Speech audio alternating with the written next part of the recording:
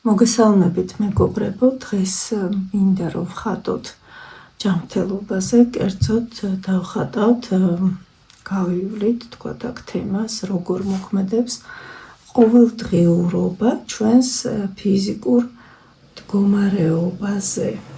თქვენ შეგიძლიათ ჩემთან ერთად დახატოთ, შეგიძლიათ ჯერ უყუროთ ვიდეოს და მერე ხატოთ. და მინდა რომ ჩვენ თან ვხატოთ და თან ვისაუბროთ იმ პატარა მინი 4-დღიან კურსზე, რომელიც მე მინდა რომ თქვენ შემოგთავაზოთ. ეს იქნება კურსი, ცოტა შეიძლება ხმამაღალი თქვამია, ეს არის უფრო რეტრიტი, რომელიც ეხება ჩვენს ჯანმრთელობას, დეტოქს ჩვენი სხეულისას და გონებისას. და აქ მე მარტო არ ვიმუშავებ, ჩემთან ერთად იმუშავებს ძალიან კარგი სპეციალისტი, რომელიც სხეულის დეტოქსზე გაგეხმარებათ. მაგრამ მოდით ახლა სანამ ამაზე კიდევ ვისაუბრებ, მოდით ახლა ხატვის პროცესში მინდა რომ რამოდენიმე შეკითხვა დავუსვათ საკუთარ თავს. თქვენ მინდა რომ დავუსვათ, რადგან დღეს გვაქვს ჩვენი ჯანმრთელობის თემა და სანამ ამ წრეებს გავაკეთებ, მინდა პატარა ესეთი ურთიერთქმედება გქონდეს ჩვენ და თქვენ რომ უპასუხოთ რამოდენიმე შეკითხვას. კითხვებიც ისეთი არ არის, რა თქმა უნდა, რთული, უბრალოდ აი მინდა რომ ეხლა თქვენ მიაქციოთ ყურადღება იმ გარემოს, რომელშიც ეხლა იმყოფებით, იმ სახლს, სადაც ეხლა ხართ, თუ სახლში ხართ, თუ სამსახურში ხართ, იმ გარემოს რომ მიაქციოთ ეხლა ყურადღება, რა არის თქვენს გარშემო ეხლა, მაგალითად, სადაც თქვენ იმყოფებით, რა ნივთებში ხართ, რა საგნებია თქვენს გარშემო, კომფორტულად გრძნობთ თუ არა თავს ამ გარემოში, მოგწონთ თუ არა ეს ინტერიერი, რას ხედავთ ეხლა და მოგწონთ თუ არა ის, რაც არის ეხლა თქვენს გარშემო. და აი ამას როცა უკვე გასცემთ პასუხს, ეხლა მომდევნო კითხვა მაქვს ესეთი, რა გაცვიათ ეხლა, როგორ ხართ ეხლა ჩაცმული, კომფორტულად ხართ თუ არა ეხლა თქვენ ამ ტანისამოსში.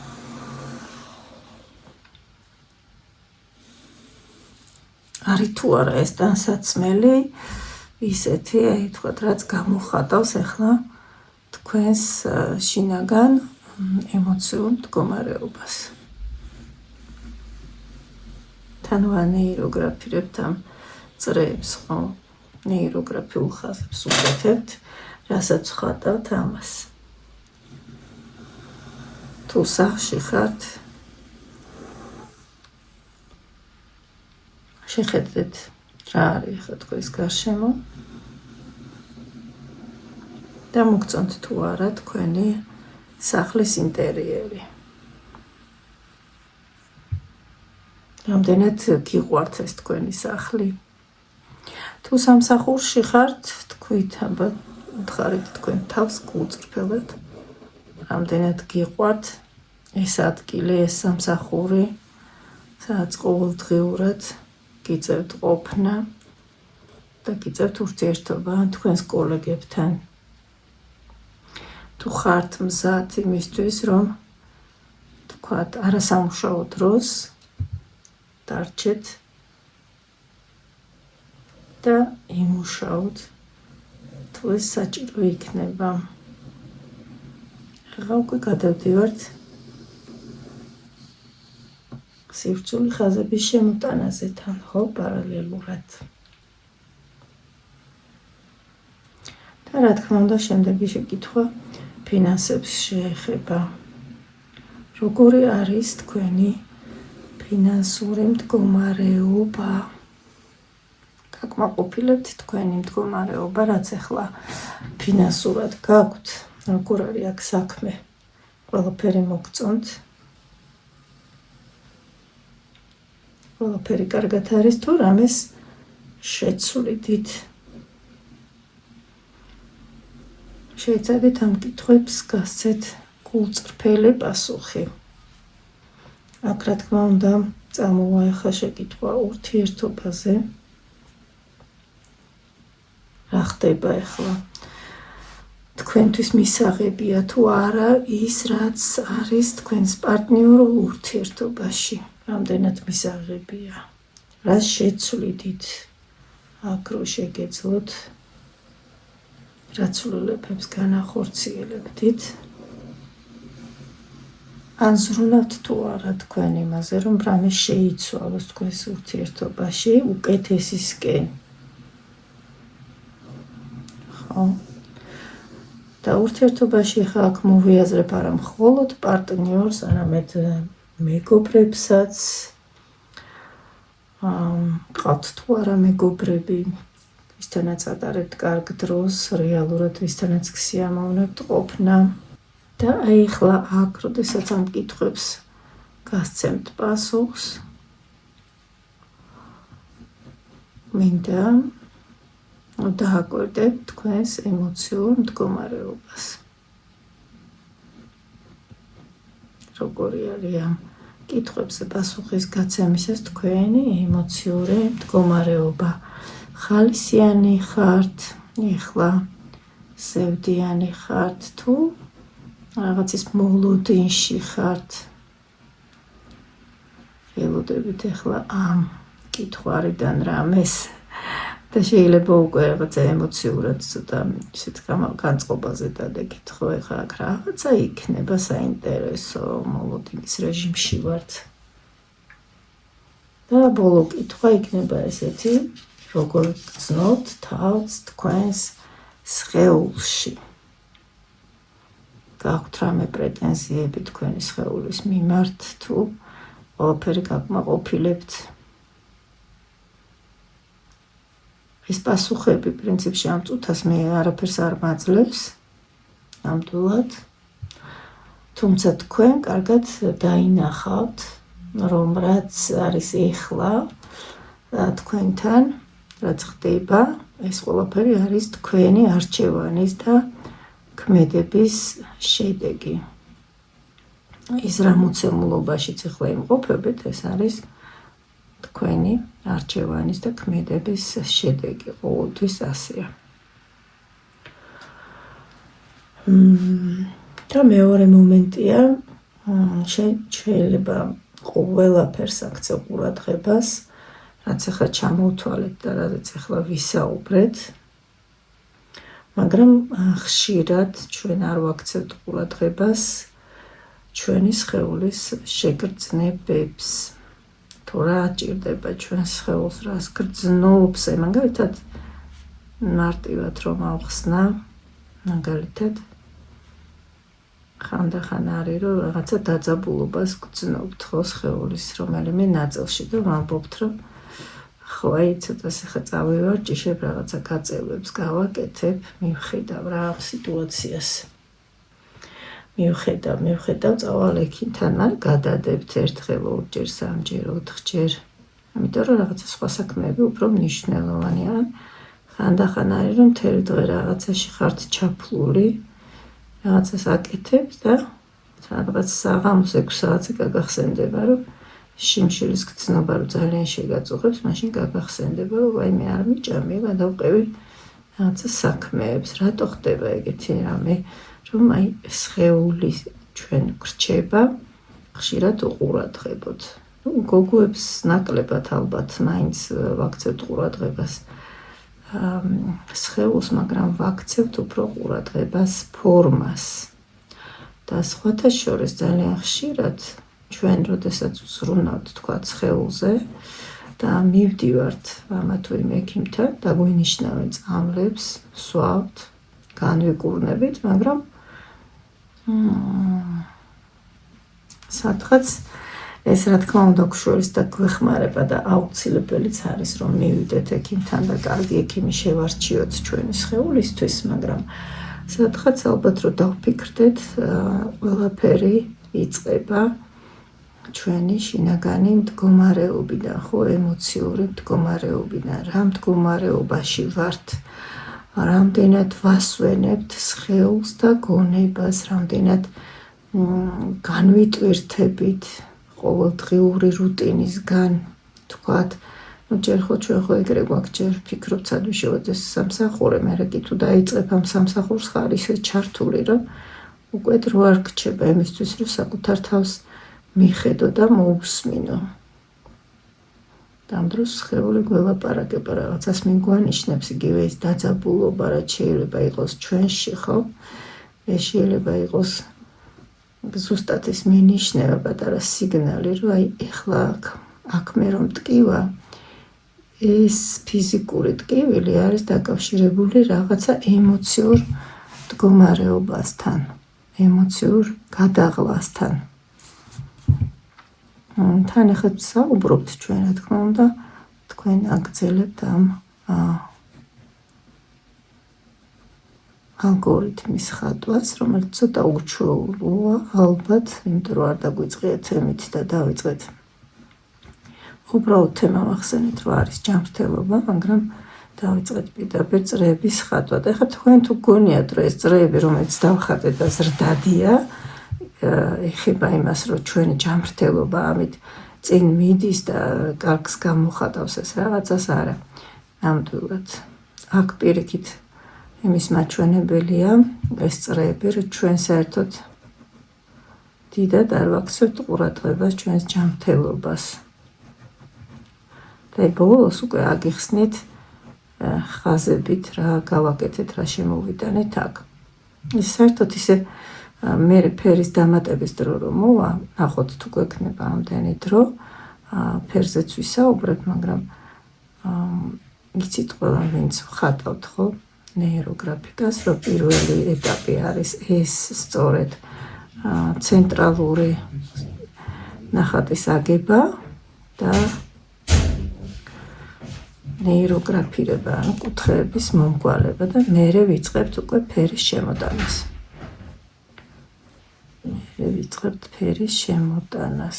და აი ამ მომენტში, როდესაც ჩვენ აქ ვხატავთ და ვამგვალებთ, კიდევ შეგვიძლია რომ რაღაცა ხაზები დავამატოთ თან, ვფიქრობთ და ვსაუბრობთ.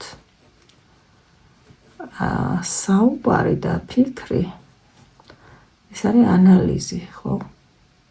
პატარა ანალიზს ვაკეთებთ. ვესაუბრებით ახლა ჩვენს გონებას. და ვესაუბრებით ჩვენს ფიზიკურ ჯანმრთელობაზე, ჩვენი სხეულის მდგომარეობაზე. აი აქ ხატვის პროცესში მინდა რომ დააკვირდეთ, თუ იგრძნობთ სადმე პატარა ძაძაბულობას ან დაბუჟებას, ხელებში შეიძლება წამოვიდეს ეს დაბუჟება. რატო ვსაუბრობ ამდენს ჯანმრთელობაზე და სხეულზე და შინაგან მდგომარეობაზე, იმიტომ რომ ხშირად მართლა გრჩება, არა თუ ის რომ ყურადღებას არ ვაქცევთ ჩვენ, რამე რო გვტკივა. სხეული ისეთი რამეა, თუ ბოლო-ბოლო ძალიან შეწუხდება, კარგ მტკივნეულ სიგნალს მოგცემს, მაგრამ ხანდახან ვერ ჩვევით ამასაც, ის გაგვივლის. ეხლა ეს სიტყვები ჩემი და საუბარი არ ნიშნავს, რაღაც პარანოიკი უნდა იყო და წარამარა ექიმებთან უნდა იჯდე, რა თქმა უნდა, არა. მაგრამ აუცილებლად უნდა მიაქციო ყურადღება ნიშნებს. სხეული რას გეუბნება, რაზე გესაუბრება, რას ნიშნავს ეს დაძაბულობა, არის ეს ფსიქოსომატიური მომენტი თუ რამე სხვა არის, ხო? თუ ასეა, შეიძლება ეს მართლაც უკავშირდებოდეს რაღაცა ისეც თავდაჯერებას და აი პატარა მინი კურსი, რაც მე მინდა რომ შემოგთავაზოთ თქვენ, საერთოდ მიმყავს ახლა ეს საუბარი, ესეთი პატარა რეტრიტ კურსი მინდა გავაკეთო. ეს არ იქნება ონლაინ, ეს იქნება ფიზიკური შეხვედრები.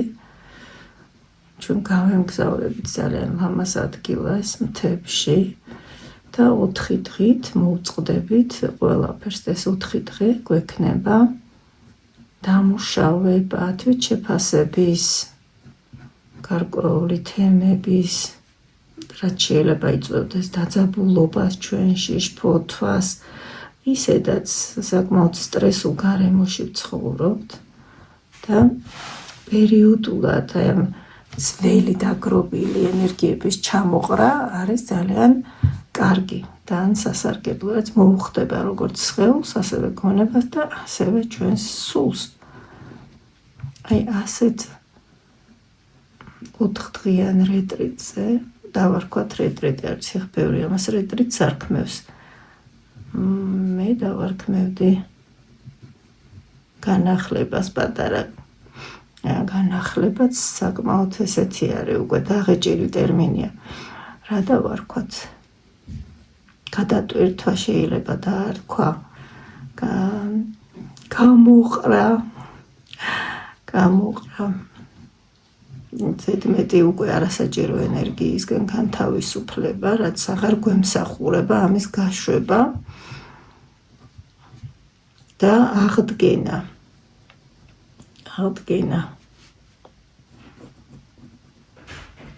ხო, ესე კარგი იქნება, აღდგენა დავარქვათ.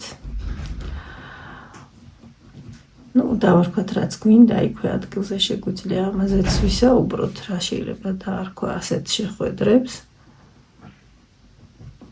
ეს ნამდვილად არ არის სპონტანური ჩანაფიქრი, ძალიან დიდი ხანია ვფიქრობ ამაზე, ძალიან ბევრი შეხვედრა გქონდა უკვე ონლაინ და საკმაოდ კარგად მიდის მუშაობა ონლაინ, როგორც ჯგუფური, ასევე ინდივიდუალური, მაგრამ როგორც გითხარით, მე მინდა რომ აქ გქონდეს უკვე დამატებული სხვა სპეციალისტების ჩართულობაც, აქ იქნება კვებაზეც გამახვილებული ყურადღება, ესეთი დეტოქსივით იქნება და სწორედ კვების სპეციალისტი ამ 4 დღის მანძილზე გაგვიზიარებს თავის გამოცდილებას და მოგცემს დაგვატრენინგებს კარგად.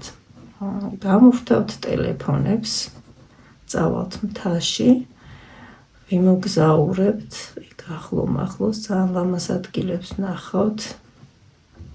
კი ბატონო, შუა ტყეში არის იქ გოგირდის აბანო პატარა აუზი და იქაც გავიწმინდებით, ასე ვთქვათ, ძალის ადგილებს მოვინახულებთ, შევივსებით ენერგიით, დავხატავთ სხვადასხვა ალგორითმებს ერთად და ასევე გვექნება ძალიან სასიამოვნო არტ-თერაპიული საღამოც.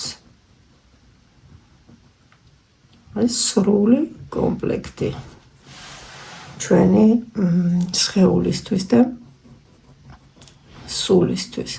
მოიფიქრეთ, ვისაც გექნებათ სურვილი, რომ შემოგვიერთდეთ, აქედანვე წაგიყვანთ, გასვლა იქნება თბილისიდან და დაგაბრუნებთ ისევ თბილისში. უკვე გადატვირთულს და ასე ვთქვათ, გაწმენდელს. ამასობაში თან ვაგრძელებთ ხატვას და ვამგვალებთ ახლა გადაკვეთის ადგილებს. გადაკვეთის ადგილები ვიცით, რომ ნეიროგრაფიკაში არის კონფლიქტის წერტილები, რაც შეიძლება რომ იყოს, ამისი მომგვალება არის, ხო? ამის მომგვალება. იმაზე არის დარდოთ, რომ რაღაცა თუ არ გამოგდით, თქვა ნახატში. ყოველთვის გახსოვდეთ, რომ თქვენ სუბიექტი ხართ ბევრად მნიშვნელოვანი, ვიდრე ობიექტი. საერთოდ ეს არტ-თერაპიული მეთოდი არ გახლავთ ნეიროგრაფიკა. ნეიროგრაფიკა არის ჩაღრმავების მეთოდი, საკუთარ თავში ჩაღრმავების მეთოდი და გარკვეული თქვათ რაღაცების გამოვლენის მეთოდი. ნეიროგრაფიკა შეიძლება იყოს ინსაიტურიც, ანუ ხატვის პროცესში გაგიჩნდებათ რაღაცა დამაკავშირებელი აზრები, იდეები. აი მაგალითად, როცა მუშაობთ გარკვეულ მიზანზე, ხო, მიზნის განხორციელებაზე, ხშირად არის ეგეთი მომენტი, რომ მეუბნებიან, მაქვს რაღაცა მიზანი, მაგრამ ვერ ვყალიბდები, ანუ არა მაქვს თითქოს ძალა, რესურს ვერ ვგრძნობ, საით წავიდე, ვის მიმართო, ვინ დავიხმარო, რითი დავიწყო, არ ვიცი, ხო? აქ მაშინ ვიყენებთ სამ ძირითად ალგორითმს. ზოგადად კურსზე თავიდან ვიძლევი საბაზისო ალგორითმებს. საბაზისო ალგორითმები არის განზრახვის გამოვლენა, შფოთვის მოხსნა, ასეთი ალგორითმები არის. და აი ამას როცა აკეთებს ადამიანი ხატვის პროცესში ჯერ ერთი ხვდება, რომ მიმართულება აიღოს, ხო? გაცნობიერება ხდება ამ დროს. ფიქრობთ თქვენს მიზანზე, ეს ალგორითმი ამაში გეხმარებათ თავისთავად, ისე არის აგებული და ამაზე ვისაუბრებთ სწორედ ამ მინი 4 დღიან კურსზე, პრინციპში ნებისმიერ მარათონზეც და ვებინარზეც, რომელსაც ვატარებ, ამ ყველაფერს ვხსნი და ამაზე ვსაუბრობ ასევე ფერის დატვირთვაზე. როგორ მუშაობს ნეიროგრაფიკა, რაში ეხმარება ის ადამიანს კონკრეტულად და ალბათ გინახავთ ბევრი ალგორითმი, მათ შორის ჩემიც, სადაც მუშაობთ თქვა სურვილების ასრულებაზე და ბევრი კითხვა ამაზეც მოდის, რომ აი რეალურად სრულდება სურვილები, როცა ნეიროგრაფიკას ვაკეთებ, რეალურად შეუძლია რომ აშოვლინოს სამსახური, არის ეგეთი მომენტი? კი არის. ოღონდ ჯადოსნურობაზე არ არის, მეგობრებო. აი ჩავთვალოთ, რომ ჯადოსნურობაც არის, უხდება ახლა ეს ჯადოსნური მომენტები ჩვენს ცხოვრებას, გვინდა ხანდახან რომ რაღაცა ჯადოსნურად ჩავთვალოთ, რომ არის აქ ესეც ეს მომენტიც. კი, როგორ არა. კი ბატონო, შეიძლება ესე ჩავთვალოთ, მაგრამ რეალობაში როგორ მუშაობს, იცით? ნეიროგრაფიკა, აი ამ ხაზებით, ამ ხატვის პროცესში ჩვენ ვაქტიურებთ საკუთარ თავში პატარა ესეთ ტალღებს. ჯერ ხო ნეირონებს ვაქტიურებთ, ახალ ნეირონებს ვქმნით, ახალ გზას ვქმნით, ახალ მიმართულებას ვქმნით და ჩვენი ახალი ნეირონები ეძებენ მოკავშირეებს, ეძებენ სიტუაციებს, რომ მალე მიგვიყვანონ აი მიზანთან, რაც ჩვენ გვაქვს დასახული, რაზეც ჩვენ მუშაობთ, ხო? მე მაქვს მიზანი, რაღაცა მინდა რომ განვახორციელო, მაგრამ ვერ ვხედავ გზას. როდესაც ვაკეთებთ ალგორითმს და იწყებს ჩვენი ტვინი გზის ძებნას, ცოტა ხანში მოგვდის ინსაიტი. შეიძლება თვითონ მუშაობის პროცესშივე მოვიდეს ეს ინსაიტი, ხო? რა უნდა გააკეთო, შეიძლება გამოჩნდეს ადამიანი, რომელიც ამაში დაგეხმარება, გამოჩნდება. ეს ნიშნავს, რომ შენი ტვინი სიხშირეებით უკავშირდება სხვა ადამიანებს და გადასცემს გარკვეულ სიგნალს. ეს არის ნამდვილად ასეც ხდება. ანუ გონება კავშირებს აბავს და იწყებს ამ საკითხზე მუშაობას, ოღონდ ახლებური გზით. სწორედ ამიტომ არის, რომ ჩვენ ნეიროხაზებს არ ვავლებთ რაღაცა ჩვეული ტალღების სახით, არამედ ვიყენებთ სპეციალურ ნეიროხაზებს, ხო? ეს არის ახალი გზის მაძიებელი, ანუ ახალი მიმართულების მომცემი ხაზი. ესეთი ბევრი მომენტი არის საინტერესო ნეიროგრაფიკაში, რაზეც ვრცლად ვისაუბრებთ, ვიმუშავებთ ამ 4 დღის მანძილზე. და ვისაც გაქვთ სურვილი, ეხლავე უნდა დაიწყოთ უკვე ჩაწერა და რეგისტრაცია, იმიტომ რომ სულ იქნება ძალიან პატარა ჯგუფი, სულ 5 ადამიანი შემიძლია რომ წავიყვანო და ზოგადად მინდა ვთქვა, რომ მიყვარს პატარა ჯგუფებთან მუშაობა, ეს უტოლდება ინდივიდუალურ მუშაობას. არის ბევრი დრო იმისთვის, რომ ყველასთან სათითაოდ კარგად ვიმუშაოთ, ხო? ამდენ მობილურ ჯგუფებს გავაკეთებ და წავიყვან სულ 5 გოგოს.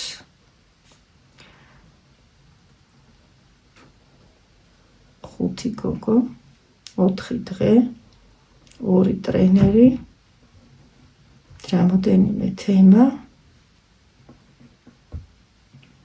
და პლუს ტაროს გაშლაც იყოს ჩემგან. ტარო როგორც დამხმარე ინსტრუმენტი იქნება აქ ჩართული და ესეც იქნება საკმაოდ საინტერესო. ტარო არის უძველესი არქეტიპული ინსტრუმენტი. მეგობრებო, არ შეხედოთ როგორც გავრცელებული სტერეოტიპი არსებობს ტაროზე, რომ ეს არის რაღაცა სამკითხაო, არა ნამდვილად. ეს არის უძველესი არქეტიპული ინსტრუმენტი, რომელიც ძალიან გვეხმარება ბევრ საკითხში. სუფთა ფსიქოლოგიური ინსტრუმენტი გახლავთ. ასე ვუყურებ მე, თუმცა კარგად გვესაუბრება მომავალზეც და ასევე კარგად გვაჩვენებს გზას. აი ასე, ახლა მე ცოტა კიდევ აქ დავამთავრებ, მოვამგვალებ ყველაფერს და მერე უკვე გადავალ ფერზე. თუმცა ფერის შემოტანას უკვე გავაკეთებ ცალკე. ფერის შესახებაც რა თქმა უნდა გვექნება ბევრი საუბარი, რა დატვირთვა აქ ენერგეტიკის თვალსაზრისით. ფერიც ყველა ფერს, ყველა სტიქიას უბრალოდ აქ თავისი ფერი, ხო? ბაზა არის რამოდენიმე ფერი, რომელიც არის გარკვეული სტიქიების შესაბამისი. აი, სტიქიებით განვიხილავთ ახლა ჩვენ ამ შეხვედრებზე ფერებს და შემოვიდანთ. აქ წრეები გამოხატავს ჩვენს ზრუნვას, ეს არის ჩვენ ჯანმრთელობა ახლა და ეს არის ზრუნვის მომენტი, ანუ როგორ ვზდით ჩვენ ჯანმრთელობაზე ზრუნვას, ჩვენს სხეულზე ზრუნვას და ეს ხაზები, სივრცული, ეს პატარ-პატარა ხაზები, რაც აქ შემოვიტანეთ, ესეთი ენერგეტიკული მიმართულება, მივეცით გარკვეული, ხო, რაღაცა მოვაგროვეთ ერთად, ეს არიან სიტუაციები, ადამიანები, საკვები, კარგი, რაც გვეხმარება აი ამ ზრუნვაში საკუთარ თავზე. თქვენ შეგიძლიათ კიდევ ბევრი ხაზი დაამატოთ, თუ ჩათვლით, რომ აქ დაგაკლდათ ეს ხაზები, ჩაამატეთ კიდე და მერე უკვე, როდესაც გააკეთებთ ყველა მომგვალებას, ყველა გადაკვეთის ადგილს რომ მოამგვალებთ და კარგად დაამუშავებთ ამ ნახატს, მერე უკვე შემოიტანეთ ფერი. ფერის დროს, როგორც იცით, ფიქრობთ ახლა ჩვენ აქ ენერგიაზე, რას გრძნობთ, რა გაკლიათ, რა ენერგიას დაამატებდით აქ, რა ენერგიას მისცემდით ახლა სხეულს, როგორ გამოიხატება თქვენთვის სხეულზე ზრუნვა, ეს ფერები მიეცით და საბოლოოდ ჩემი ჭრაჭუნას კამი არ შეიმჩნიათ და საბოლოოდ მერე რა თქმა უნდა შემოგვაქვს დიდი სამყაროსეული ენერგია, დამხმარე დიდი ძალა, ეს არის კოსმიური ენერგია, ღვთიური ენერგია, ვისაც როგორ გსურთ ისე დაარქვით, ვისთვისაც როგორ არის უფრო მისაღები, შემოქმედის ენერგიას ეძახიან ხშირად, სიძლიერეს, ეს უკვე ბოლოს ხო ფერს რო შემოვიდათ, მერე შემოგვაქვთ ეს ძლიერი ენერგეტიკული ველის ხაზი, ხო, რომელიც არის ამ შემთხვევაში დამხმარე ჩვენი მიმართულება, რომ მოგცეს სწორი და გააძლიეროს ჩვენი განზრახვა და ავირჩევთ ასევე შემდგომ ბოლოს ფიქსაციის ფიგურას. აი, სულ ეს არის, მომწერეთ მეგობრებო, ვისაც გაქვთ სურვილი, შემოგვიერთდეთ და გავატაროთ სიმშვიდეში, საკუთარ თავზე მუშაობაში, ჩაღრმავებაში ეს 4 დღე. გელით.